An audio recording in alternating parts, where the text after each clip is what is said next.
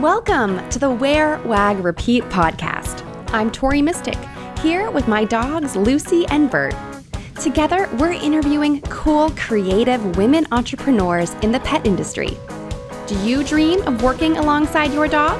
Then sit, stay, and listen to the latest episode to find the inspiration and resources that will help you grow your own dog-inspired business. On this episode, I'm talking to an entrepreneur whose passion for giving back to animal rescue organizations has led her to create a booming online store. You'll love hearing how the business started with her and her mom making tons of dog treats in their home kitchen, and how they've transitioned to a much more scalable business model. She has great advice on finding inspiration, staying focused on profits, and of course, you'll get to hear all about her dogs. Let's dive in. Kaitlin Anderson is one half of a mother-daughter team that has a passion for dogs. She and her mom started Treat Dreams, which is an online dog lovers apparel store that helps support dog rescues. Between them, they have 5 full-time dogs and foster dogs that come and go, too. As a matter of fact, 3 of their current pups are foster fails, which is a good thing. They spend their days loading up the dogs and going back and forth to each other's homes to run Treat Dreams. They're committed to working hard to be original and honest while creating a great business with cool products that help support dog rescues across the country. To date, Treat Dreams has donated over $25,000 to animal rescue. Hey, Kaitlin. Hey, thank you for having me. Yeah, I'm excited to learn more about what you guys are doing. It's really inspiring. Oh, well, good. Thank you. We have a really fun time doing it. We just make it up as we go. No plan, really. So how did you and your mom come up with this idea? When did you start it? What was the inspiration for starting Treat Dreams? We are going on about 6 years now. And we started, it's called Treat Dreams because we started as a dog bakery, and we made everything out of my mom's home. But that became super tedious and a little overwhelming. And we started fostering dogs and realized that we wanted to do more working with rescues. And so I had kind of thought, well, what if I were on the side to do a couple t-shirts, and, the sales of the t-shirts could help benefit. I think we started with like this local rescue that's in town. They were needing some funds. And so I was like, well, let's just see if this works. And so we did. I just maybe had like 20 t-shirts or something that I started with. And I also sold them on Etsy, and it took off. It really just was great. And we were completely surprised, and I had no idea what I was doing.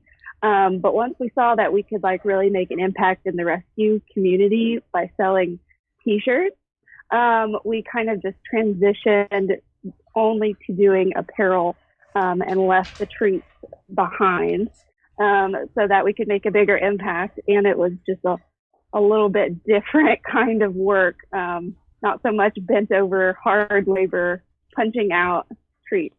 We still love that. We still do that for our dogs. But definitely on a smaller scale. So now it's just t-shirts and anything I can think of that can easily be shipped. I am trying to get it out there, and we have a lot of fun. What were some of the first t-shirt designs that you came up with that really took off? There's one, and it's the Namaste Home with My Dog. I had seen Namaste in Bed t-shirt, and I knew that there was this concept out there that nobody likes to go anywhere. They just want to be home with their dog. And so I was like, well, let's just do Namaste Home with My Dog. And I still sell that very same t-shirt today, gray V-neck, very plain. And I just advertised on Pinterest. I think I spent like $50 on Pinterest, just throwing it out there. And we got hundreds of orders. And that's when I was like, oh my gosh, I think maybe we could do this. That's amazing. So I started an online store on my site last August, and I came up with like a really cute t-shirt that I had a local artist design the graphic, and it says, "This is my dog walking outfit." And I thought it was really cute and I love it personally. I'm very happy with it, even though it has only sold like dozens in that time. So it's amazing that you got orders for like hundreds of that shirt when you first came out with it. Well, I feel like we were right on the cusp of the dog t-shirt movement that has now kind of taken over. Like we were one of the very first ones that kind of was like, we're going to put words on the t-shirt that have to do with dogs. And so I feel like that was pretty integral part of being able to take off like that. Because even now, I have a hard time first of all, coming up with something that nobody else has done, and then getting it out there because everybody has a dog t-shirt now. Mm-hmm. And so it's a little different now.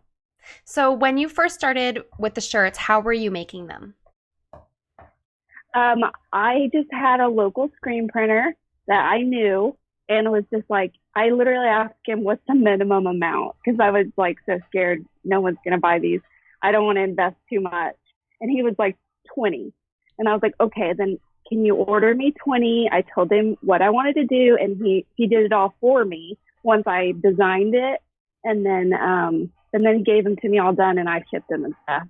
And that's still the same way I do them today, although I kind of do my own ordering and I use a different screen printer. But mostly I don't do the physical labor anymore of making the shirt. I just design them, and then I tell someone this is what I need done, and then they get shipped to me. But we do all the shipping. Yeah. So tell us a little bit about that. Like, so you and your mom do all of this together, and where do you keep all of these shirts? You must have like a lot of t-shirts at any given moment. So how do you make all that work? Mom keeps everything at her house. I just recently bought my own house, and I bought a 4-bedroom thinking she was going to have me take everything, and she decided that she wanted to keep it because she is the shipper. And so she's the one who's in there filling every single order, and she wanted to keep it at her house, which I can't blame her. You don't want to leave the house if you can work from home. And so and she probably wanted to make sure that you would come over and visit her a lot. Right. Yeah. That's probably true. She's got at least 3 rooms dedicated to Treat Dreams.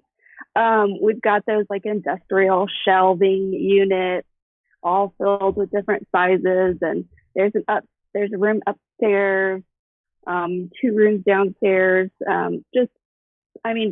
Floor to ceiling shirts in every single room. So we just keep inventory that way. I'm starting to slowly do like pre-orders so that I only order exactly what people have purchased. But I tend to have this lack of patience, and I just want to order a lot now and get it here as quickly as possible. But we don't have a problem with it, and she doesn't mind it taking over half of her house. And so, yeah, she does all the orders, and we even have someone who folds them for us. So then all she has to do is come in and put it in a bag and make a shipping label and make it happen. So it's very fun. It's very cool. Household for sure. Yeah. So tell us. So I know that your shirts, like the whole reason why you started this was to raise money for rescues. So just from like a business perspective, like how much of each shirt do you give to rescues, or how do you structure it? Because I think that's something that is such a great thing that other dog related businesses should be doing, but maybe they're not sure, like, do I give a percentage of each shirt, or like how do you do it? It's super tedious, and I change it kind of every year. The first year that we did shirts, I was able to donate a lot, but I didn't pay myself for a whole year.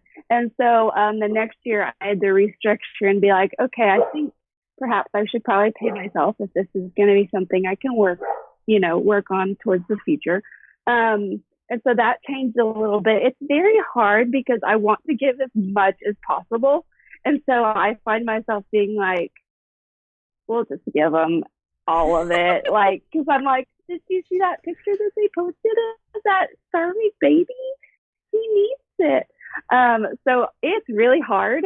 But I change all the time, but typically I've sat down and been able to find out what our profits are. And I've been giving 10% of those profits from the month to a different rescue. That's great. Because I think that, like you said, you need to get paid if you're going to make this a long-term sustainable Right. business. If you're not paying yourself and you're giving 100% of everything to the rescues, you probably won't be around as long because you'll get burnt out by it. So it actually Right. isn't as beneficial for the rescues as it seems at the beginning like that. Right. Yeah. That's kind of what we had to sit down and I was kind of like, well, I'm not going to be able to feed myself, but so, you have to be realistic and find out what you need. And, so we do. I still have a full-time job. Treat Dreams does not support my mom or I fully, yet. Great. So that's some really good advice on how to kind of run the profitability of your business. We were talking before I hit record, and you had some really good advice on how to invest in your business. So, if someone is like a new dog mompreneur who's maybe just starting out, do you have any recommendations on what they spend their money on in their business and what they shouldn't spend their money on? Yeah, I still have this piece of advice that I carry with me even to today. Because when we first started out, we were dog treats. And we were only on Etsy. I didn't spend money on a website. And I had read somewhere in a book, I'm really bad at instructions or reading things. I just want to dive in. But I did read an article from, I don't know, Business Journal or something. And this man had said that, the best thing that you can do is to look at every purchase and say, is this going to affect sales? Is this going to directly impact my sales? Or is this just a new desk that I want because it will be pretty? Or a new computer or a new office chair or anything. And so I took that piece of advice and realized that what I really needed was a decent camera because I only had an iPhone and that was 6 years ago. So that was a really bad iPhone. And I needed to take really good pictures of my product, and that was going to impact my sales. At the bottom line, if I had a good picture, then hopefully it would make for a bigger sale. That's okay. So that's For the people who are listening, like while I do these interviews, we're actually Skyping, so I can see Kaitlin, and she has a jar of peanut butter in one hand and a Kong in the other hand. We're trying to keep her happy. She knows I have the peanut butter, so now she's just going to sit here and drool. But no, I think that's really great advice, and I think that for people who are listening to this, I think there's a lot of people who are either work from home or maybe their dog business is like a side hustle that they do out of their home, and so it can be so easy to be like, oh, I need this thing for my office, or I'm going to spend all day like organizing my drawers or something like that. Whereas like that's not actually going to bring you any sales. Right. Yeah. And like you said, it doesn't even have to be things you purchase. It could just be what you spend your time on and what you prioritize in your business.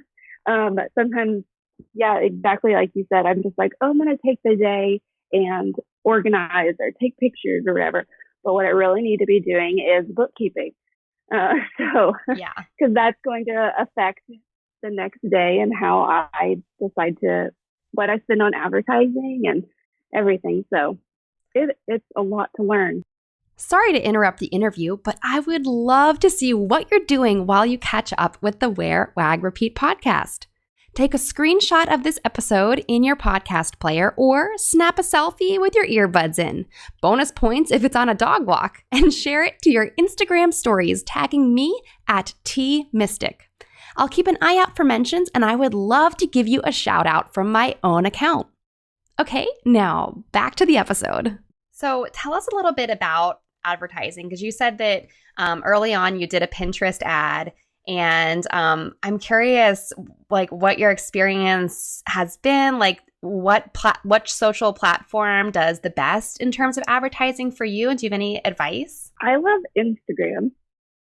And sometimes I actually pay Instagram to run ads for me. But for me, I'm also a consumer. And I can tell when someone's like not being super honest in their marketing, or nobody likes to just be pushed that information. So I love to find people who are passionate about my product or what I'm doing that will help promote for me. Like maybe they already have a big following and I reach out to them and I just ask them, would you like to help me promote my brand, my business? And so I really love that because it's authentic advertising. I'm not just paying you and you don't even care what you're advertising. You're just taking the money and promoting it. And so I really do enjoy that. But sometimes I do just do Instagram ads, and that's what I've honestly seen the most feedback from is Instagram.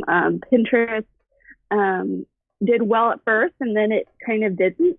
And again, it is harder now that there are so many dog t-shirts out there. It's not as easy advertising as it was. $50 does not go as far as it did when I first used it 6 years ago. But yeah, I love Instagram personally and for my business. Yeah, Instagram is definitely my favorite place to be. And I think that with the shoppable integrations where you can tag products and stuff, like that just makes a huge difference. I've noticed I have these like little like wish bracelets that are just like colored thread sort of or string that, you know, like you wear it for a couple months and then it falls off. And they have a little paw charm on them and they're really affordable. They're like $7. And when I post those in Instagram stories and tag the product, like I almost always sell something from that product tag. So it's really amazing. You just have to like remember and like be on top of it and do it. Yeah. And it's funny to keep track of what gets attention and what doesn't. Like it could be this exact same product, but if it's styled this way, it may only get like 100 likes. And if it's styled this way, it gets like 500 likes. Or I don't know. It's very interesting. And I have never taken any courses on Instagram. Like I said, I am terrible at following instructions. So I just like to learn as I go. So I am totally learning as I go. And I'm just like, oh, this worked. Or that did not work. Yeah. So, it's fun. It really is a lot of trial and error, but it is fun. I love it. So Instagram is a place that's full of inspiration, but where do you find the inspiration for your business, for both the designs and then also like to just kind of like keep on going with it all? It can be really hard. I'll be super honest. It's really fun when it comes to me naturally. I guess like anybody who is I hate to call myself an artist because I'm like furthest from being an artist, but like that whenever you need to be creative, you know, it's nice when it comes naturally to you as opposed to like you have a deadline and you need to be creative now. And so sometimes like I know I need new products at Christmas. That can be a little intimidating because I'm like, oh my gosh, I need to be creative. I can't be creative. What's happening? And so I really enjoy like right now when there's no deadlines, there's really nothing happening. And then just something will come to me. And honestly, it just does come to me from talking to other people about my dogs is usually where I come up with things. We'll be having a conversation and just like the other day, I have a new shirt coming out and it says dogs make the best friends and it uses the Friends logo. And we were literally just talking, me and a coworker who's also a dog obsessed dog mom. And we were just talking about friends. And I was just like, that's why I decided not to make any new friends. I was like, my dogs just make the best friends. And then I was like, that's a cute shirt. And then I was talking about the television show and I was like, let's see if this works. So literally it's just anything that I kind of say. And I'm just like, that would be fun. Let's try that. That's fun. So you do have to kind of like get out and talk to people. And I think like talking to other dog moms can give you, I get so many ideas just talking to other people. And I don't know, things just pop into my head. And thank God for the notes app on my phone because I keep track of like all these little things. Right. Mm-hmm. Yeah. Right. Yeah. No, other dog parents are a wealth of information when it comes to recommendations or just anything. Hang out at the dog park and you'll find out a lot. That's for sure. Eavesdrop at the dog park. Yeah, exactly. So let's talk about the rescues that you work with because this is sort of like the whole mission of your business. So you mentioned earlier that you started out just working with a small local rescue. So how has that changed over the years? I mean, you've donated over $25,000, which is amazing. So who are some of the rescues that you help with that? I have a great local rescue, and they're called Country Roads Animal Rescue, and they are who I foster through. So I like to reach out to them as much as I can. I love local rescues simply because Oklahoma has just this terrible um, lack of knowledge about dogs and dog breeds and rescue, and a lot of rural shelters that have, dogs are kept outside, and euthanasia practices are not up to code, I guess you would say. Oh. So I have a real heart for my own backyard. But I also realize that my customers live all over the United States, and they also have rescues that, they want to help. And so I like to, every once in a while, I'll ask on Instagram. I'll be like, y'all have a rescue you want me to work with? And so I'll find some that way. I try to make sure that one, they're reputable, or, you hear all the time about rescues that, don't use their profits for the right reasons and everything. So I try to make sure that they're vetted and they're reputable, which I haven't had any problems with that. We recently worked with Stand Up for Pits, and so I've worked with them a couple times. I have a local rescue called Fetch Fido a Flight, and they work hard to get some dogs that are from kill shelters and being euthanized like that week, and they fly them to Oregon, which apparently they have a need for shelter dogs. I know, I have no idea. I'm like, wow, we have so many here. But anyway, so yeah, we just work with different ones all over the country, and I love recommendations, and I love reaching out to new ones and seeing what every part of the country has like a different focus.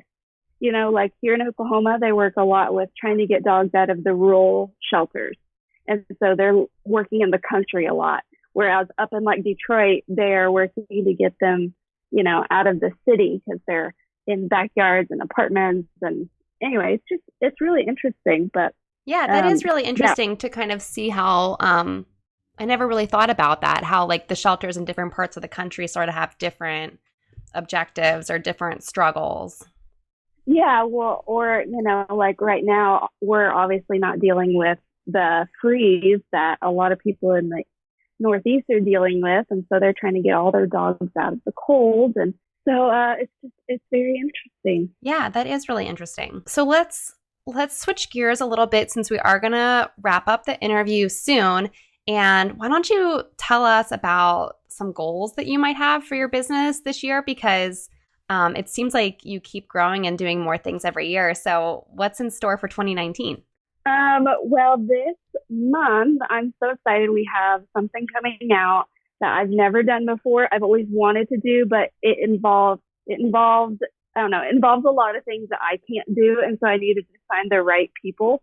So I'm very excited about that. Hopefully they're going to be ready at the end of this month.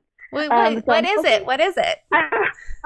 I'm hoping they're going to be pillowcases. Oh, cool. Like throw pillows. Yeah. Yeah. So I have someone who's actually making the pillowcases. And then I have someone who is screen printing them. And I have someone who I sent them off and she took pictures for me. Since I have a full-time job, there's not much that I sometimes can do myself other than come up with the ideas and coordinate how to get them done. So I'm very thankful to a lot of people to help me out. Anyway, so I'm very excited about that. But one of my goals this year was to do some more blogging of some kind. I'm not a blogger, and it's almost like a chore for me to sit down and do. But when I post about certain things just that I've experienced, or like I'll post on Instagram about a dog bed and be like, oh, this is one of our favorites. People want to know, why is that your favorite? How long have you had it? And so I want to try to be better about sharing some of the information that I have just from living with dogs for my whole life. and trying out so many different things. And plus, since we were a dog bakery, I have so many recipes that I would love to share with people, and like just information that I did research on for different ingredients. And so I would love to be able to say at the end of this year that I did a good job helping to share some of that. We will see whether that is true or not. Well, if you need any blogging help, you can always ask me because I've been doing it for a long time. Oh, good. Because mostly, I don't know what I'm doing. Yeah, well, that's okay. We all figure it out as we go. So, okay, we cannot finish this without you telling us about your dog, because this whole time you've been playing with her or him. I don't know actually who you have next to you. So tell us about your dog. I have two. This is Molly. She's a 130-pound yellow lab. And she's the most selfish dog in the history of the world. Everybody talks about dogs being loyal and, they love their humans. They're always caring and selfless. And she's none of those things. She is always about her own happiness at all times. And I always say she loves herself first, and she loves food second, and she might love me third. I'm not sure. She's terrible. And she's 13, so she's old, and she should be mature and wise, and she just acts like she's a 1-year-old. And then I have a 3-year-old foster fail, and she just looks like a Chinese street dog, bless her heart. She's just like a little lab border collie, skinny little thing. She's one nobody wanted. We had like 4 puppies, and she was the last one. And so I just kept her, and she's got psychological problems. Aww. We're in behavioral training right now, trying to get over some of the fears that she has about the world. And so she's just been a problem since the day I got her. She's had to have 2 ACL surgeries. So she's messed up physically and mentally, but I love her. Yeah, but she still puts a smile on your face. I think that's just the most amazing thing. She does. And it doesn't matter. I'm always going to do what I can for her. And it's been an expensive road, but, she's worth it no matter what. So, we're always working on her brain, aren't we? Yes. And then my mom has 3 at her house. No peanut butter, of course. I'm sorry. We just fostered 3 puppies back in the fall. And so my mom kept one of those, and he's on track to be 150 pounds. Yeah, we had no idea because he's just from the pounds, and so we didn't know what his mom was. You don't know what you're going to get, right? No, so he just keeps growing, and that's exciting. That's always interesting. Yes, and then we've got Tank. I always consider them all mine because they're over here so much anyway. Tank, the AT&T man, left with us. He came over to do our cable, and he noticed our love of dogs and everything dog in our house. And he was like, I've got to take my dog to the shelter today. And we were like, no, what? Bring him here. And so he did. And he's this border collie English Shepherd mix who is so smart and so precious. So he spends the night at my house. And then I take him back over to my mom's every morning. He gets tired of the puppy. Puppy becomes too much. So I take him at night, and he gets to hang out with the adult. And then I take him back to my parents in the morning. And then my mom also has an older lab who's about 14 years old, and she's just really grumpy and likes to be by herself. Oh my gosh, I love this little pack that you have, and they're all so unique. Oh, they're so different. It's really awesome. So, Kaitlin, tell everyone where they can find Treat Dreams online and order your awesome charitable products. Oh, thanks. Yeah, we have a website, and it's called www.shoptreatdreams.com. And then we also have an Instagram, and we're just at Treat Dreams. And that's usually the 2 easiest ways to find us. Awesome. Well, thank you so much for being on the show. Thank you for having me. Thank you for listening to the Wear, Wag, Repeat podcast. You can fetch show notes at wearwagrepeat.com. If you like what you hear, please hit subscribe so you don't miss an episode. And until next time, we'll see you around the dog park.